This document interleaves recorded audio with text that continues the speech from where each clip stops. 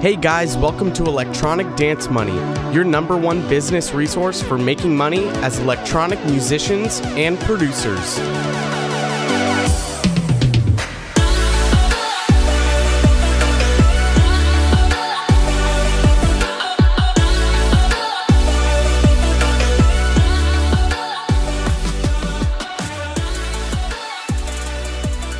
Not much, just recovering from this damn surgery, dude. This has been a pain in the ass on the finger. It's a fun little recovery here. Ripped finger. I know, it's fucking destroyed. Check out this scar, man. It's gnarly. Yeah, it's getting gnarly. But I'm doing OT, which is so painful. I can't straighten the finger. Are you going to be able to after it sets? Yeah, it's gonna be a good couple of months of doing. Did you snap a tendon too? No, it was just bone. I didn't. It was a fracture that went into my lower joint, and so since it went into the joint, I had to get surgery to correct it, and they put 3 screws in, and yeah, now I'm in OT. But I mean, I started moving it pretty early, so the surgery went really well. The surgeon did a good job, but man, the recovery sucks. It's the worst part, honestly. He definitely isn't a surgeon like Mikhail and Largo. Oh my god. Well, now that you mentioned that, why don't you tell that story of this weekend? Well, you know what? It rolls perfectly right back to our episode we did a few weeks ago about networking. So might as well do a callback now. So I had mentioned in that show I was talking to a pair of DJs and getting friendly with them, and then eventually them following me from being humorous and comedic. Well, I met them on Saturday night at the nightclub after the show, and got a phone number and just started talking, hanging out, and at that same nightclub, me and my friends, for some reason, on the Uber ride there, I was talking to one of my personal work customers over the phone, and I was really vague about it. And my friends are like, "Wow, Mike, you're such a great heart surgeon. You're such a good soul." I'm like, well, you know what? If this is happening, I guess I'm going to roll with it. So I became Dr. Mikhail and Largo, the greatest heart surgeon in the world. Oh my god. My friend then proceeded to introduce me to various people in the club as, "This is my great friend, Dr. Mikhail and Largo, the only man who can do heart surgery over the phone." Oh my god. Oh my god, dude. You're fucking ridiculous. Well, Mikhail and Largo, are you ready to get into today's episode? Well, Mikhail and Largo is what you would call quite the stoic. Okay. So there we go. We're going to be getting... I'm actually really excited for this episode. I think it's going to do a lot for a lot of people. I think there's just immense value involved in this episode because I think a lot of you are probably going to get introduced to Stoicism today, which can be, the philosophy of Stoicism is extremely powerful. So we're going to be talking a little bit. The main idea of this episode is about imposter syndrome and dealing with imposter syndrome and having to work through imposter syndrome. And I think one of the best things to take away, something that you can use as a force against imposter syndrome, really is Stoicism. And actually, we're going to be getting into Meditations by Marcus Aurelius and who Marcus Aurelius is. I think it's a great introduction to Stoicism itself. And we're going to get into some quotes that I've pulled from the book that I think are really good. And they relate to most people. And especially, I think they relate to EDM producers or anyone in the music industry, or really just a business owner, anyone working on a personal craft. Honestly, it's weird because Stoicism is... I noticed in my my research the last few weeks we've talked about doing this episode, a lot of it gets relayed back to music production and being a musician in general. A lot of people just relate it directly, direct correlation.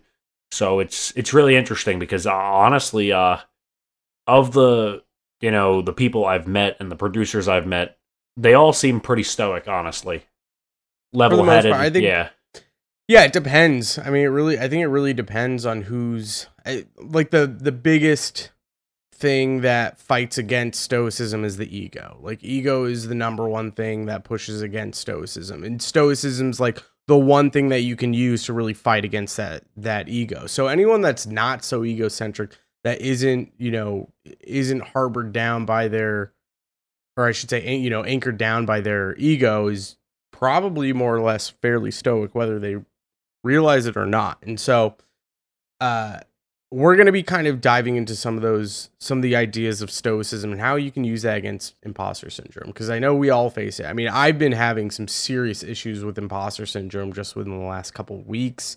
It's very like that voice in my head has been very manic lately, where it's like I have big ups, and then almost right on the flip side, I've got that voice in my head the day after that high of being excited, working on something, or having good news. As soon as that day is over, usually that voice is starting to come back, and it's coming back heavy. And it's been happening to me quite frequently within the last couple of weeks. And actually, one thing I think dawned on me today, because I was having some issues with it today, is I realized, I should really be carrying around meditations, and I'm not even kidding, as when those things come up, start reading through the book. Because the thing about meditations, and we're going to get into that in a minute, is you don't need to like read it through and through. You don't need to read it from page 1 to the last page. You don't need to read it chapter by chapter. It's not set up that way. It's basically a bunch of quotes from Marcus Aurelius. So again, like I said, we're going to get into that, but it can be extremely useful when you're having those issues of anxiety or stress or whatever, being able to flip open this book and just start reading a couple of pages through different passages and thinking about things. It really does help, for me especially, kind of center me and focus me and realize, okay, all this shit is bullshit that's going on in my head. So let's I feel like before we jump in, I think we should honestly jump onto obviously the main man in this situation is going to be Marcus Aurelius, but we also should mention that Stoicism was founded by, I believe his name was Zeno. He was a Greek philosopher, and basically this is very highly originated in Greece, and then the Romans later on took the Greek ideals and adapted it, which Marcus Aurelius was a Roman, was one of the last great Roman emperors, as well as one of their great military generals. Definitely, yeah. And yeah, Stoicism dates back to, Plato, Socrates, Seneca was a huge influence on Marcus Aurelius himself. Marcus Aurelius studied a ton of Seneca. Letters from a Stoic is another fantastic book, which we're not going to be jumping into that. I actually haven't started that. I'm excited to start it eventually. I've got the book. I haven't finished through Meditations yet, and I'm waiting until I finish through that. But let's talk about what Stoicism is and like the core beliefs of Stoicism. And I think this is probably going to be the most difficult thing for a lot of people to digest and accept. And that's okay. You don't have to. You don't have to be a Stoic, but Stoicism is really just a philosophy, a belief of life. And there's 3 core pillars to Stoicism, and that's the logos of the world, that's the physics, and the ethics of it all. That's what runs Stoicism, and that's what pours out the belief of Stoicism. And that's how you can kind of grasp and understand some of the concepts of Stoicism, and especially the darker concepts of it all. So, and logos is that big one there. Now, with logos, a lot of the older Stoics, the original Stoics from Greece and from Rome, a lot of those cultures were focused heavily on gods and whatnot. So a lot of the word logos and God get conflated in that term, because during those times the logos was God. God was the logos, and what the logos is just the nature and the order of everything. It's the natural being of what happens, and there's nothing you can do about it. It's the natural order of things, whether or not you're hurt, whether or not you're killed, whether or not someone in your family is killed. And we're going to get into that with Marcus Aurelius, because there's a fascinating line between him being a Stoic, understanding the logos of the world, and having horrific mortality in his family, which is just completely fantastic. But understanding that the logos of the world is the nature of being, it's the order of the universe, and there's nothing you can do to fight back against the logos. And understanding the concept of accepting the logos and understanding that it's here and it's going to be there and it's never going away, whether you're here or whether you're long dead after 1,000 years, the logos will remain and will continue. And grasping that and accepting that is kind of, it's one of the biggest pillars of Stoicism, because that's how you can digest bad things that happen to you and not let them get to you. Because again, there's nothing you can really do about it. So there's no real reason to get upset over certain things. Now it's not to say you shouldn't feel, it's not to say you shouldn't have emotions. It's that you should not let those emotions control you based off of things that have happened. And then the second being, physics of the world. That's the literal term of physics, of how the world works, of how, matter is matter, how you can turn, grapes into wine. That's the physics of the world. So the physics is the literal meaning of, the nature of things and how that nature works. And then obviously you have the ethics of the world, which is, I think ethics is probably probably the second most important thing to focus on, being that, being ethical means you're a good person. Being ethical means that you're not hurting others. Being ethical means that you understand and respect one another, even if you might come from a different path of life, even if someone makes different choices and decisions of that you wouldn't make. Being ethical towards that person is very important. And we've talked about that, providing value to people, helping each other out, and just being a good fucking person. Like, it's not going to get you anywhere if you're not an ethical person. And I think, the ethics plays a big part of the ego, because most egotistical people are not all that ethical, because they really don't care about anyone else but themselves. So there's nothing holding them down. There's nothing anchoring them down to being a just and moral person. Stoicism in itself, of course, it has the three core pillars, but even implementing just a single virtue out of any of them into your lifestyle makes dramatic changes. A lot of people claim that Stoicism is like one of the key factors in some business people's success, and it's widely hailed as for successful people. If you implement the correct usage of Stoicism in your life, you'll typically find better things happening to you, because it's a different frame of mind. You're reframing your situation and you're making the best of what you have. And that's my 2 cents right there.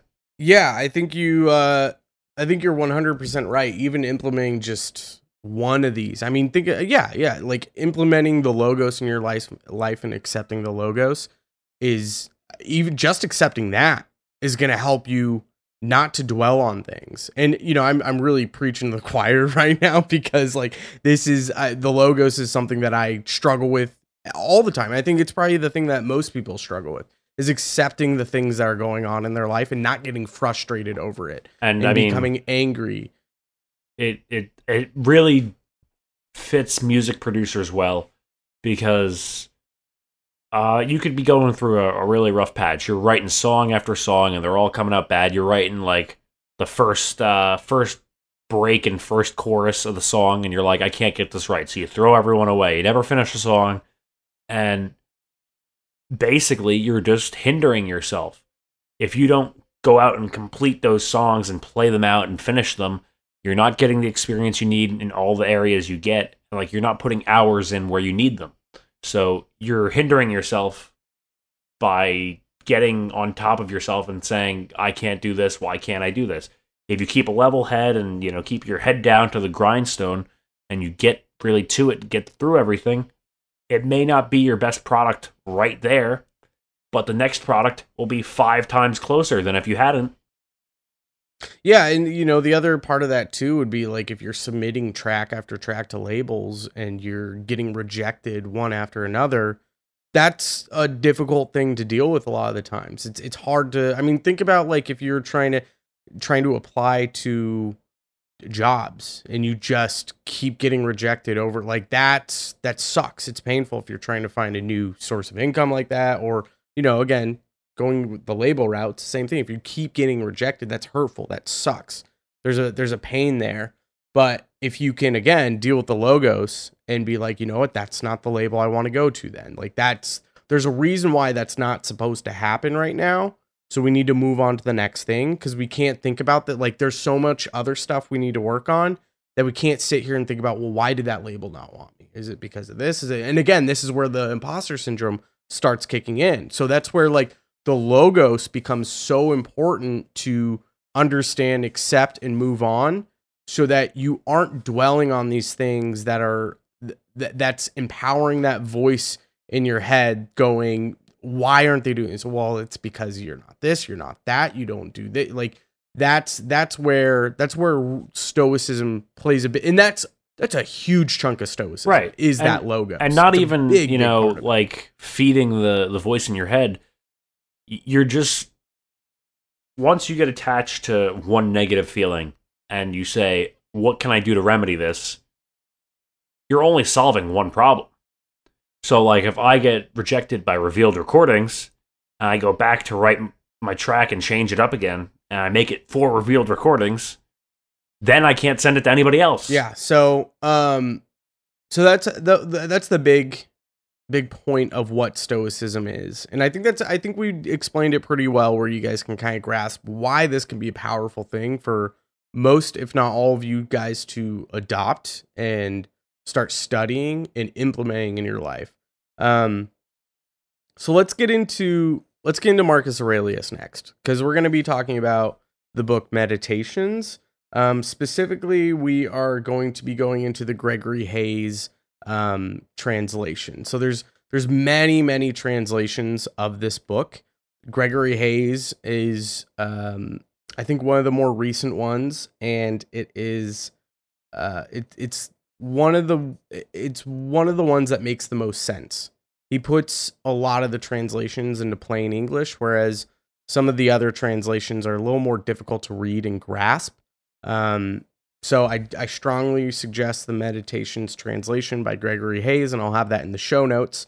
But let's just get into the way the book is set up. And so the book is set up is over the lifetime of Marcus Aurelius's time in power as an emperor. I don't specifically know the dates of when he started writing here's the thing about the book. He never intended this thing to be published. All of the writings, he never thought he was an interesting person. He never thought any of his beliefs or his thoughts were all that interesting. And again, I think that plays into how stoic he is and how non-ego driven he was. And I think his work in the Empire of Rome was shown through that as well. But he basically, there's, I think, how many books are there? There's like 8 or 9 books. No, 12 books. Might be 12. Yeah, I think there's 12. Yeah, there's 12 books that he wrote to himself, that eventually all ended up being published or translated into one book. And so the book is about 150 pages or so, and any quote could be 5 words. Some of them are entire pages, multiple pages. But the whole intention of the book was him writing to himself. It was like a reminder to himself about like a journal. Yeah, it was really more so of a journal. And so a lot of the passages you're actually going to hear in this is you'll hear phrases like, "Oh, you shouldn't do this," or "You shouldn't do that." That's not being directly spoken to you. It's not intended to tell you what to do. This was a passage written to Marcus himself. So he's telling himself at a later date, don't do this, don't do that. And so none of this was ever intended to teach people anything. None of it was intended to showcase what a brilliant man he was and in that process.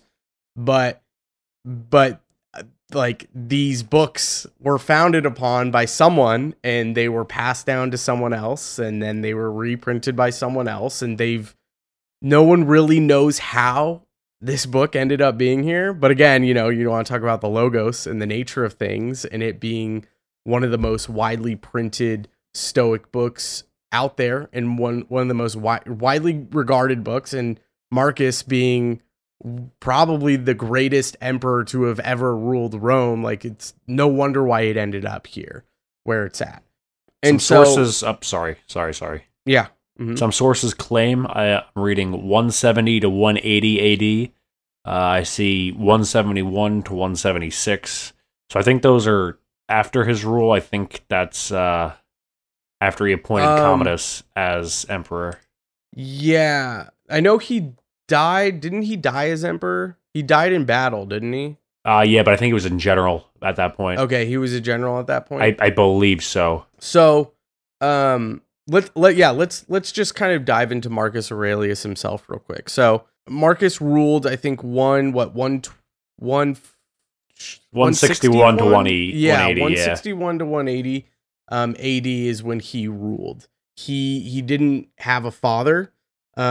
He only knew his mother and I think like an uncle or something. I think he might have had a brother, but he didn't have any father at the time. But I'm pretty sure he was in the Senate, and he was adopted by Aurelius, and through his adoption, I think Aurelius's mentor and the emperor before him had actually made a deal with him that he wanted Marcus to become the emperor for Aurelius, and Aurelius at the time didn't have a son. And so when you didn't have a son during that time, you had to adopt someone as your son to then appoint them as a ruler. You could also appoint other people as rulers, but most of the time, if you wanted, if you wanted to carry on the legacy of a ruler, you had to adopt someone to bring them into your family. And so Marcus was adopted at a fairly young age by Aurelius, and Aurelius was actually a pretty good ruler himself as well. And Marcus attests to that in many of the books and many of his writings. He passionately writes about Aurelius and his influences and everything that he's learned from him. He has a big, long passage in the first book where he kind of talks about everyone he knows, specifically in his close family and the kind of people that they were. And the longest passage out of anyone in his family was his adopted father, Aurelius. And so he spent years, I think close to 20 years under Aurelius, while Aurelius was emperor, just studying him, just bearing witness to every decision he made, why he made decisions, and being taught by him. And I think that played a big impact on who he became and why he was such an incredible ruler and a very stoic person, a very fair person for sure. I mean, some of his writings about slaves during that time is crazy because he does not see them as slaves at all. And we're talking about very recently after Jesus Christ's death. So it's like where slaves were everything. I mean, you would go raid a village and everyone there, you would kill all the men and you'd take all the women and children as slaves. And he did not, and through a lot of his writings, he saw a lot of slaves as equals of other people. During his lifespan, I mean, he was going up against some of the most brutal wars during Rome's time against barbarians. And going into a lot of his family life, the reason why I think he's such a fantastic Stoic, and going into the thing of accepting the Logos, he had something like 11 children, I think 11 or 12 children, and out of all of them, only one lived, which ended up being his son, who turned into an emperor and was one of the worst emperors in the Roman Empire. Was not a great emperor. I think he ruled for like 6 to 9 years or something, and then was quickly assassinated. He was the start of some of the most brutal leadership. It basically started the worst stretch in Roman history. It was after 84 years of really solid rulership under the 5 great emperors. Yeah, those 5 great emperors were like back to back, and then it quickly fell apart, which is, you know, what I find just incredibly fantastic is the fact that Marcus Aurelius, arguably the greatest ruler of Rome, one of the greatest people to have ever lived, his only son to survive out of 11 or 12 children, can't remember the number, became one of the worst rulers. Like, such a stoic person never passed these things on to his child. And who knows? I mean, I don't know if we have enough information to dissect why his son turned into who he was. I have not done enough research on that. I'm not going to act like I do, but it's an interesting thing to see someone who was so dedicated to his line of work and his thought process and like just being a good person that he didn't instill that own thing on his own son. Yeah, I mean, I think you have to also take into context that Commodus became ruler when he was 16, 19. He was very young. So he didn't have the time to watch his father rule. Yeah, Marcus, I think, started ruling like in his late 30s or early 40s, something like he had 20 years to prepare. He 40. knew this was... He had 40. He had 40 years? Yeah. Jesus Christ. Yeah. So he had a lot of time to prepare. And yeah, so I mean, I guess, yeah, if you're talking about, I mean, think about Joffrey from fucking Game of Thrones. I mean, think about him. Like, it's like a child becoming king, owns all, like, can do whatever you want. So I'm sure, I mean, it just corrupts so easily, especially with the ego. But during Marcus's time, he was also dealing with a plague that was running through Rome. Again, dealing with barbarian raids and one of the worst wars of Rome's time. All of his children died. Like, there's all of these. There's all of the things that make someone a horrible ruler. All of the things that make someone panic, make them freak out, make them crumble and just fall under the pressure. All of those things are there. Yet Marcus never falls into that trap. I'm sure there's a lot of, for 100% being like the emperor of the biggest empire to have ever been around during that time, there are plenty of influences to have corrupted him and taken him down a different path. But and again, Aurelius was incredibly just, and you know, he was for his time not corrupt, which was surprising. Yeah, and I think that's what speaks to this philosophy of Stoicism. I think that's my whole point about talking about Marcus Aurelius and specifically meditations, because we get a peek into that mind. We get a peek into who he was, how he thought, and why he thought a certain way. So let's now jive. Let's go ahead and jive right into these. Let's dive into some of these passages. We'll see how many we can get through. I think I've got about probably 4 or 5, something like that. But Mike, you haven't heard any of these. I have not. Yeah, let's preface this that I chose to be surprised. So I'm surprising these with Mike, and I want to kind of, we're going to go through these and dissect these and how these apply to our lives and what we see in a lot of these passages. So this first passage comes from book 3, and it's the 12th passage, and this is what it is. If you do the job in a principled way with diligence, energy, and patience, if you keep yourself free of distractions and keep the spirit inside you undamaged, as if you might have to give it back at any moment.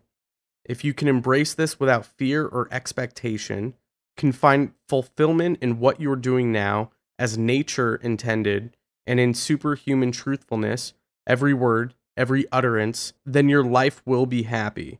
No one can prevent that.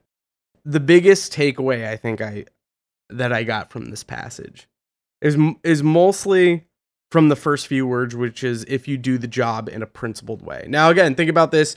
Marcus is saying if you do the job in a principled way, he's talking about himself as an emperor. Like, if you do the job of an emperor in a principled way, you're gonna lead a much happier life. We're not emperors here, right? We're producers, but the point can still be You can translate that into just about any job you're doing. Okay. Think of us as producers. If you're doing things in a principled and diligent way with your energy and patience, and if you keep yourself free of distractions, social media, all that stuff, and keep the spirit inside you undamaged, as if you might have to give it back at any moment. Now, a couple of takeaways from that is obviously one is making sure I think the ethics are involved with that, with the principled way of doing things. He also spoke on the nature as nature intended. Again, that's logos. Doing your job in a principled way with diligence, energy, and patience as a producer, I think speaks levels in terms of you're working towards a specific goal, but you're patient with that goal. You're not freaking out. You're not expecting it to just pop into your hands. Exactly. You have to be principled, meaning you have to have systems to be able to accomplish certain things. You have to be able to do things efficiently. Again, making sure that your energy is in the right direction. You're not distracted. And with that comes systems, whether you're blocking social media sites or whatever. All of that, I think, builds up to what makes a great producer as well. The same qualities that would make a great emperor make a great anything else.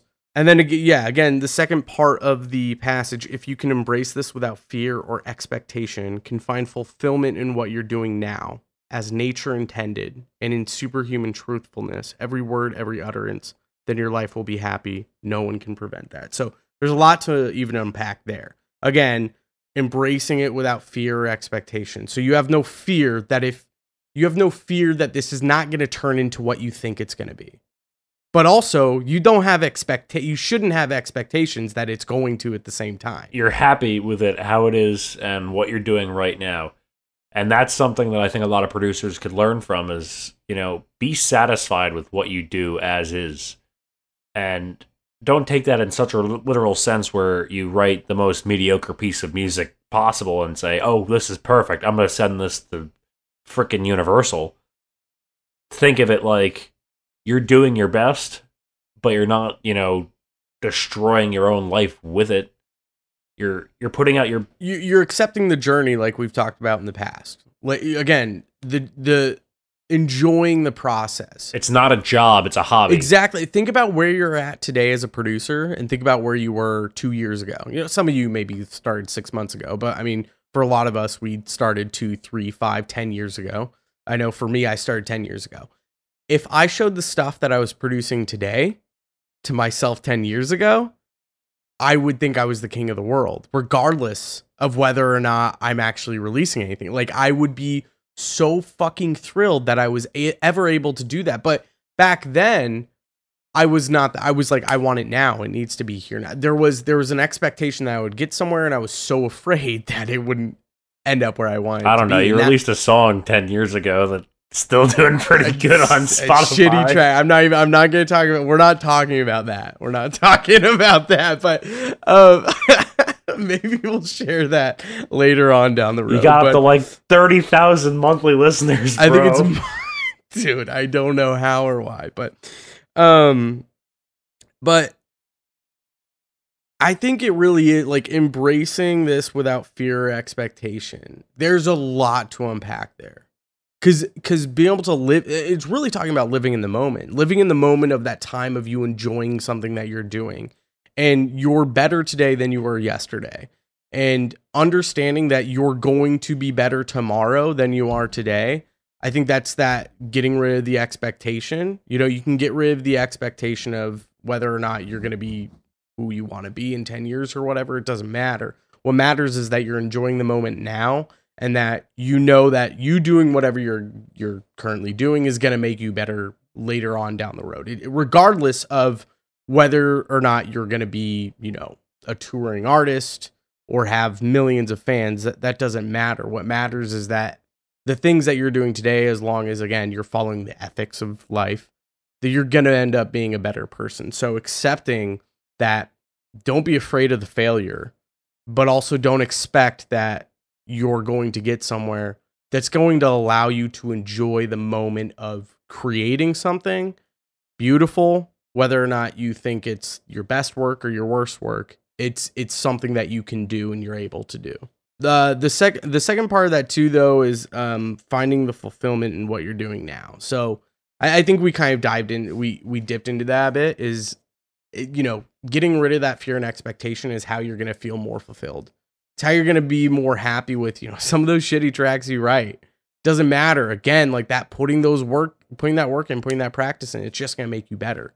So that's where you should look for that fulfillment. Is any work that you're doing on this, as long as you're enjoying it, you're going to feel fulfilled with it. Yeah, there's no reason for you to believe that to put in work and you see no improvement. I don't believe that doing something for hours upon hours upon hours leads to no improvement. There is always an improvement to be made. You may not notice it, but it's happening. The very last sentence by far is probably one of the most important ones, which is no one can prevent that. So I want you all to think about that, because I know there's a ton of us that look at others that you might be jealous of where they're at, or you might have gotten hurt by someone, or it doesn't matter. None of those people can prevent you from not being happy or not being fulfilled with what you're doing in music and what you're doing as a producer. No one can take that away from you. And I think that's an important thing to understand, especially with imposter syndrome, because I know a lot of people, and I've dealt with this with myself. I see people who are my same age, or people I know, who end up becoming more successful than I am in music. And sometimes that imposter syndrome can really kick in. It doesn't matter what the fuck those people are doing. It doesn't matter what the fuck those people are saying. They are not going to prevent you from feeling fulfilled, regardless of where you're at in music. You're the only person that's going to put that roadblock in front of you. Your mind is the only thing that's going to tell you that that person's better than you, or oh, fuck them, they're not really that good. Like, saying that sort of shit. They're not the ones putting that in your mind. They're not the ones that are creating you from... they're not the ones that are preventing you from being happy with the music that you're writing. It's only yourself. That's the only thing in your way. So this was a really good passage that I read like a couple of times where I was like, fuck, and I had to sit down and think about that, because there's a lot to unpack there. And I think it's a fantastic thing to break down, especially for musicians and producers. Let's go ahead and move on to the next passage, which is from Book 4, passage 31. Love the discipline you know, and let it support you. Entrust everything willingly to the gods, and then make your way through life. No one's master and no one's slave. This is another one. I think it speaks to the same, qualities of that previous passage. Which, he talks about willingly to the gods. It's the logos. It's the nature of things. You don't think of that literally as the gods. It's just the nature of the universe. But loving the discipline you know and let it support you, I think that's the key takeaway. Is like it's tough to be a fucking producer. It's tough to wake up and look at a blank project and be like, okay, I've got to do this, I got to do that. Like there's discipline involved in you going through those motions of starting a track from 0 to taking it to 100 to then releasing it to promoting it, building a fan base. There's a heavy discipline involved with that. And loving that discipline, again, loving that journey, loving that process is in letting that support you and support your life is, and I think letting it support your life isn't in the literal sense of it's what funds your life, it's what pays the bills, but I think more so letting it support your life in that it supports why you're happy and why you love doing this thing, even in the worst parts of it. Anything else you want to jump on that, Mike? I'm processing it, but I don't think I got. Honestly, I regret not asking you to send these over. They're fucking deep, dude. You gotta think about them. I know, and they're like so long. I have the memory of a goldfish, but I can still perform heart surgery over the phone. So let's not forget that. It's very leveling, honestly. Like you put yourself in a room with 30, big time signed producers, and I'd say like 25 of them probably to be like, yeah, I'm the same as you. I think the no one's master and no one's slave phrase is a great look, is a great thing to look at with a lot. I think that can point a lot towards like record labels and fans. So you like your label is not the master to you, or even like an agent and manager. It's like the behind the scenes type of shit. It's a lot of the stuff that people want, right? People want an agent, they want a manager, they want a big record label. But the important thing to understand is that you're not a slave to them. You're not their master, and vice versa, right? There's an equal teamwork built in this, that you're creating something beautiful that you all love. And grasping that and making sure that that's involved with your discipline, and that you're not letting any one of those things control your decision making or your happiness. Because again, if someone's controlling that decision making, that's ultimately controlling your happiness. Unless you want someone to explicitly make those decisions for you, that's a completely different thing to talk about. But yeah, that was another good one that I think plays a lot into, specifically, just talking about anything talking about like a discipline, I think is going to apply to producers or musicians. Let's jump to the next passage, which is from book 4, and it's passage 36. Constant awareness that everything is born from change. The knowledge that there is nothing nature loves more than to alter what exists and make new things like it. All that exists is the seed of what will emerge from it. You think the only seeds are the ones that make plants or children? Go deeper. Wow, that one's heavy.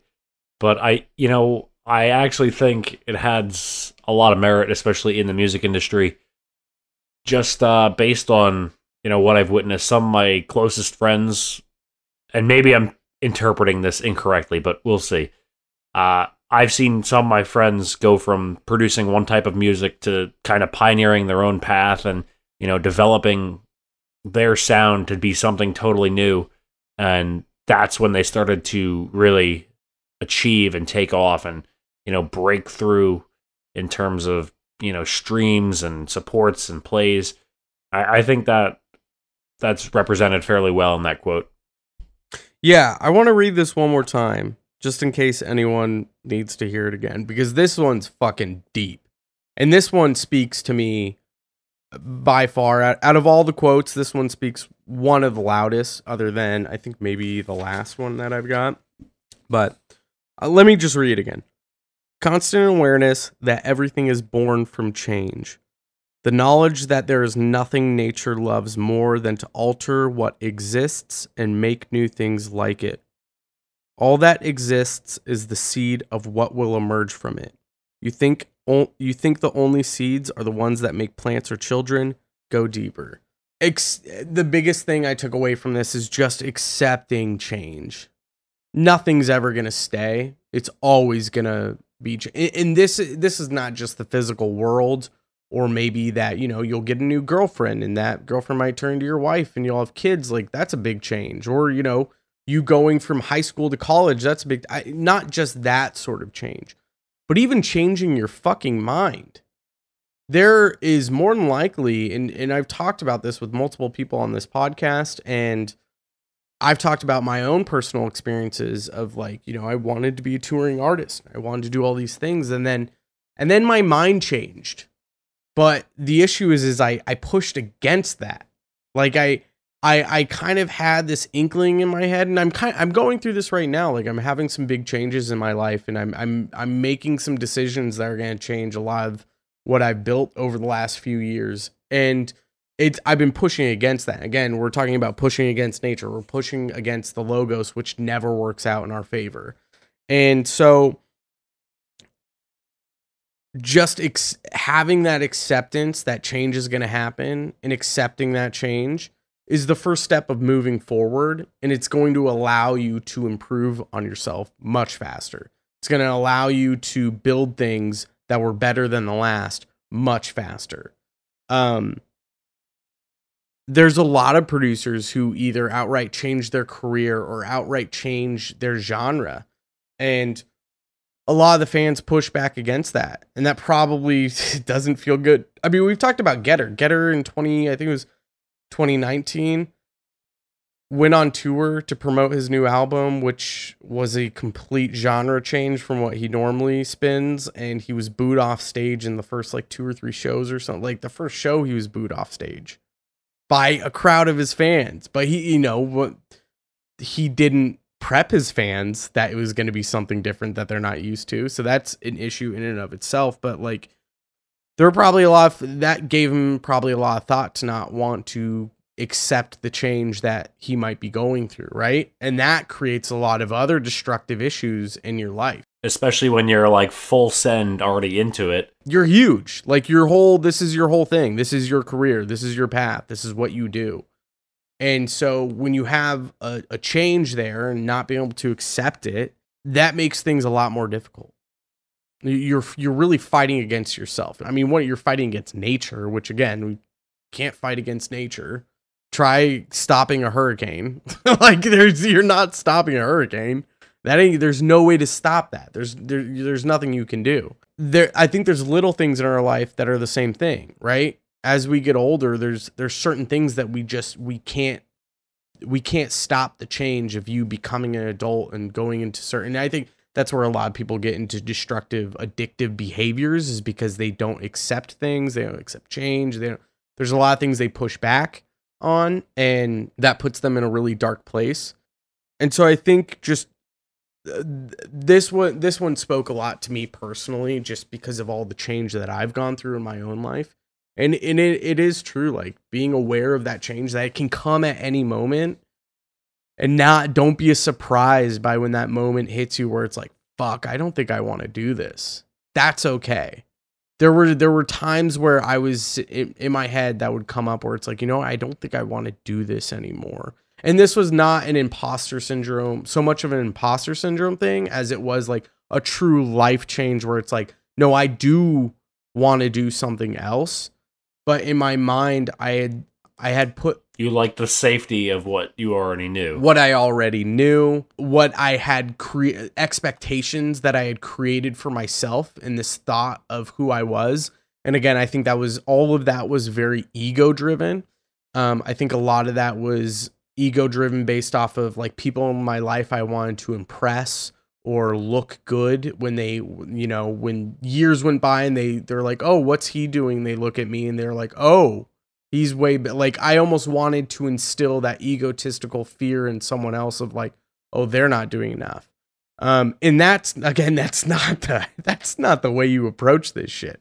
That is like the most unhealthy, worst way you approach anything in life.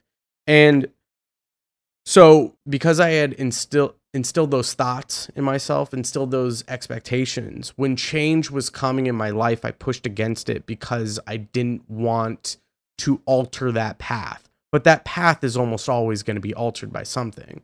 Whether or not you stick with it or decide to change, it's up to you, and that's going to take you down a different path, but it doesn't matter. I think just understanding and respecting and realizing that change is going to come and accept the change, it's going to get you down the path a lot further. It's going to get you down the path to happiness way quicker than if you push against nature and push against your mind and push against all of that and stay in the misery that you're creating, because it only gets worse until you make that change. Again, we can point it towards addiction, right? Addiction doesn't get better if you keep taking drugs. There comes a point where you decide that you want to change, that you decide that something needs to change, and you accept that change, and that's when you get help, and that's when your life gets better. Otherwise, it compounds. It gets worse until you die. Yeah, it was a fucking deep one. That is by far one of the deepest ones I think we're going to get into. Let's get into this next passage, which is from book 4 is fantastic. Book 4 has a lot of these great insights, but book 4, passage 39, this one's going to be great because this one's more about others in your life, other people that might affect you, whether or not that's family, friends, coworkers, or just anyone that kind of tries to go against you. Okay, so Nothing that goes on in anyone else's mind can harm you, nor can the shifts and changes in the world around you. Then where is harm to be found? In your capacity to see it. Stop doing that and everything will be fine. Let the part of you that makes that judgment keep quiet, even if the body it's attached to is stabbed or burnt or stinking with pus or consumed by cancer. Or to put it in another way, it needs to realize that what happens to everyone, bad and good alike, is neither good nor bad. That what happens in every life, lived naturally or not, is neither natural nor unnatural. This one's a little trickier. The biggest takeaway from this one that I got was the idea of not fighting nature and accepting things that come to you, good or bad. And there's even putting the label of good or bad on it is not the right phrasing. It just is what it is. You either got something you were supposed to, or you may not feel. You're always given something that you're supposed to. But I think a lot of this can play part in like karma stuff. But just the acceptance of everything. I think a lot of I love the acceptance factor in all of this, because a lot of people reject things and they don't accept things as at face value, and that's where they get hurt. But not allowing your mind to go to a dark place, or again, imposter syndrome to send you to a dark place, and understanding that acceptance is it's what gets you to that happy place you're seeking. Well, I mean, if you really compare it to anything, it's the stages of grief are a good way to like look through it, because those first couple stages, you're miserable, you're not having a good time at all. But then once you hit acceptance, you may not be happy, but you've found, solace on what you've been grieving over or mourning over. And basically it's better 100% than the suffering. Better than the suffering. And the fact that I think the issue that a lot of people have in their lives is that they let things get to them. They let their mind get to them. They let their mind control them. They let things that they think are an issue or are harmful to them when they really aren't. Our mind loves to play tricks on us, and it loves to conjure up hypotheticals that are not real at all, that send us to dark places. And even when you go through the real situation that you created with that hypothetical, it never ends up being the same as the hypothetical, nor even close to it. I mean, even psychologists talk about like fortune telling, and there's another term that I can't think of right now, self-sabotage and all sorts of stuff like that. That's all very like highly researched in psychology today. And talking about, that even if you're stabbed, burnt, stinking with pus, consumed by cancer, it doesn't matter what the fuck is going on with you. The thing that is creating that harm or defeat or pain is yourself. Ultimately, it's you creating that pain. Okay, we got two more passages to jump in here. So we're gonna get through them all. Okay, so again, this one comes from book 4. This is passage 47. Suppose that a god announced that you were going to die tomorrow or the day after. Unless you were a complete coward, you wouldn't kick up a fuss about which day it was. What difference could it make? Now recognize that the difference between years from now and tomorrow is just as small. Let not the fear of death dictate your life, is what I've gotten out of that one. Yeah, you want me to read it again? Yeah, do it again. Suppose that a god announced that you were going to die tomorrow or the day after. Unless you were a complete coward, you wouldn't kick up a fuss about which day it was. What difference could it make? Now recognize that the difference between years from now and tomorrow is just as small. A big part of Stoicism is thinking about death, like almost every day, like thinking about your death every day. And again, I think that's how you accept death. I think most people are so afraid of death and go through life afraid of death. They don't want to think about it. And then when death is coming, they're so afraid to but the sooner you think about that death, the more you can accept it and realize, again, it's part of nature and you're going to go through it. Everyone does. And it's easier to get to that point. You're 100%. Yeah, you're right about the passage. It's like, don't be afraid that don't be afraid of death. Don't be like, doesn't matter if it comes tomorrow or next week or it's happening. It one way or another. It's happening. It's gonna fucking happen. So there's no reason to fucking dwell on it. Now that I think there's a difference between thinking about death in that way of that you will die someday. I think there's an importance to think about that, but there's a difference between dwelling on it and thinking. Don't dwell on it. Let it control your life. Like if you're afraid of dying in a car accident, don't ever get in a car. You're suffering. But I think we can go even deeper into this with production and a lot of producers and like your quote unquote dreams and the rush of like getting to the goal. Because I think the rush to get to the goal, a lot of that is influenced by the fear of, well, I don't have a lot of time. Like I could die tomorrow, or, I might die when I'm 50. I don't even think it's a physical sense of death. I think it's a metaphorical sense of death. I think people think that for producers, 30 is a cutoff. You turn 30, your career is over. It doesn't matter. If it never started, gone. And that's just not true. I mean, guys get started nowadays 30, 32, 34, 35. I mean, Tiesto still DJs. He's what, 50? You hit a really good point there. And I'd like to dissect that even more, because the idea of the cutoff being at 30 puts such a, that the death, forget about your real physical death, but yeah, think about your metaphorical death of your career. Oh, I can never be a successful producer if I'm not someone by 30 or 35. And that puts this fear of like needing to get things done as soon as possible. And when you start forcing things, again, if you start going against that natural order of things, it's going to be a bad fucking time. You can't go against nature. So you're going to get to where you need to go in your own time and accept that. Don't be afraid of the I didn't even think about it this way. And I think you're brilliant for thinking about it that way, of a metaphorical death of your career, because I think a lot of producers do fear that. I think a lot of producers fear that if they don't get to a certain point at a certain time, you have to hit milestones by milestones or it's over. Yeah, and I mean, I 100%. I've built a lot of my life around this thought process. I still deal with this issue today. Like, this is still something I continue to deal with. I was thinking about this shit earlier today. Like, I need to get to a certain point. If I don't get there, it's so ridiculous. And we're the only people that put that timeline in our head, right? No one else puts that timeline in our head other than ourselves. And you have to even think about it like this. In today's day and age, I don't know who my favorite producers are. I don't know how old they are.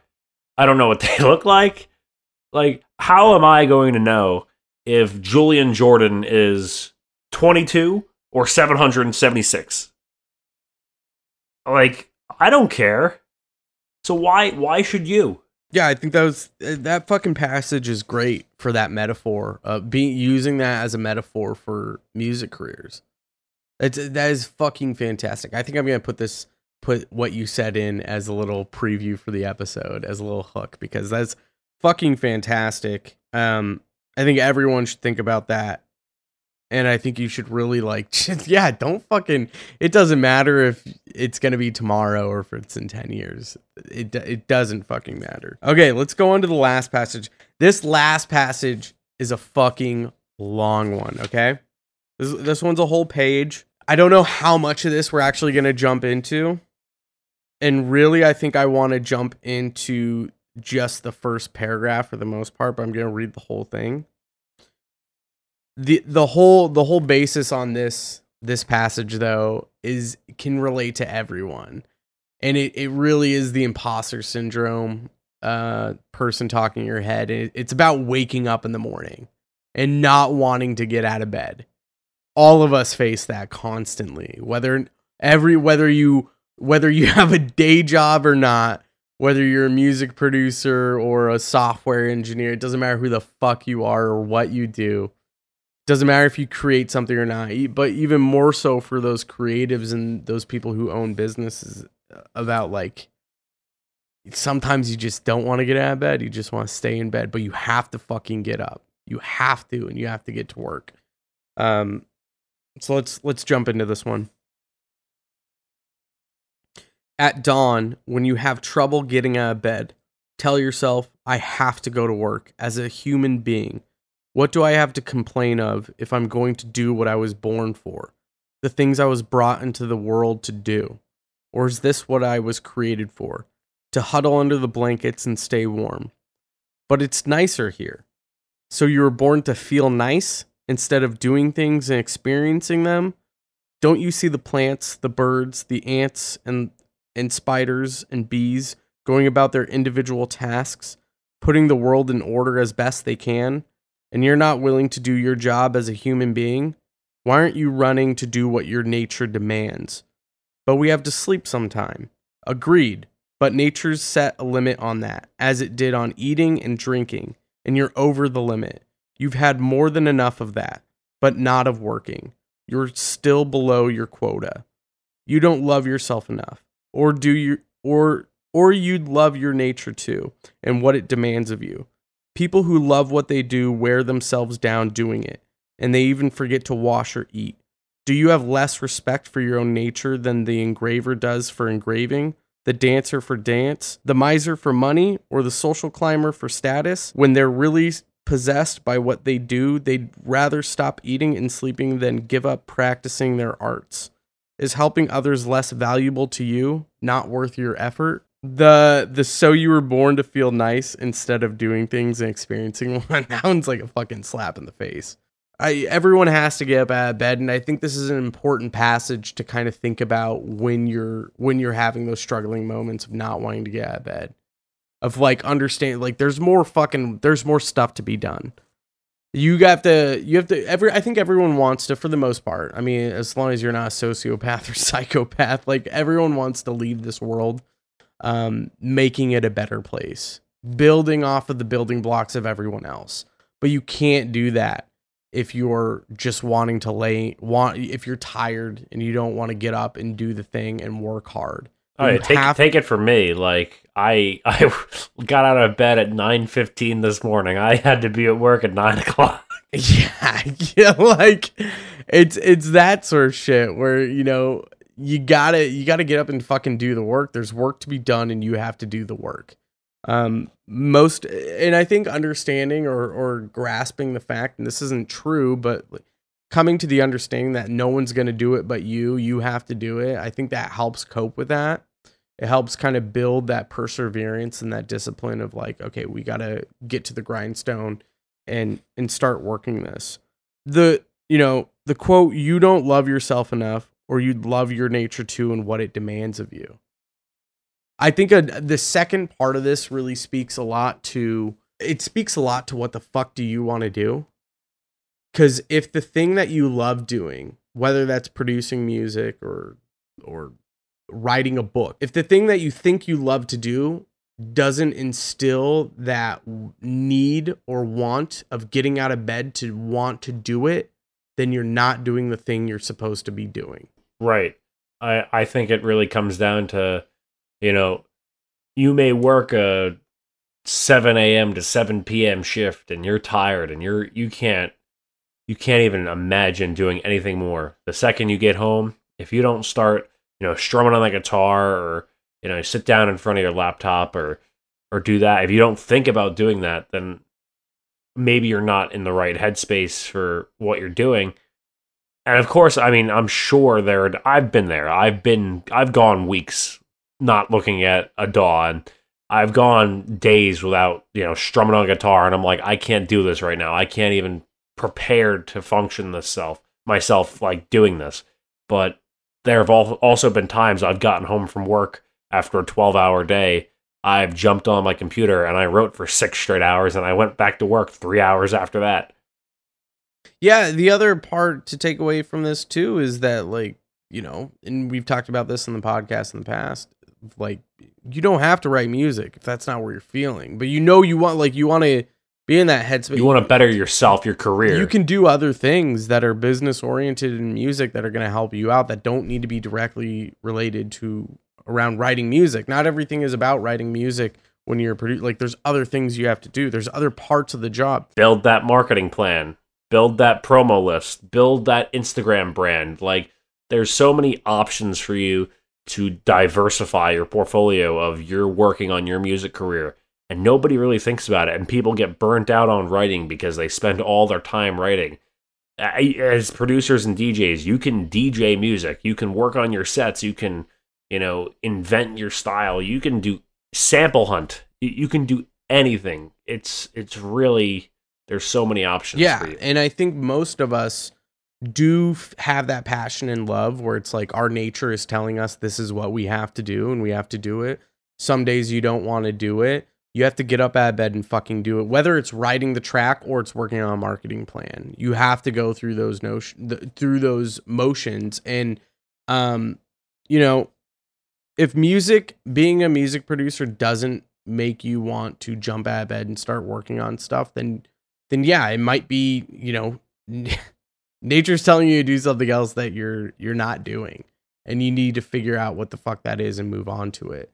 And sometimes, I don't necessarily think we need to think of that like literally, that like if you have one day where it's like, oh, I don't want to get up and do this, then that's it. You don't like, I don't think that's in the literal sense, but if you're going months of like, I don't want to do that, then there's a change that is supposed to happen that you're not accepting and you're not wanting to go through.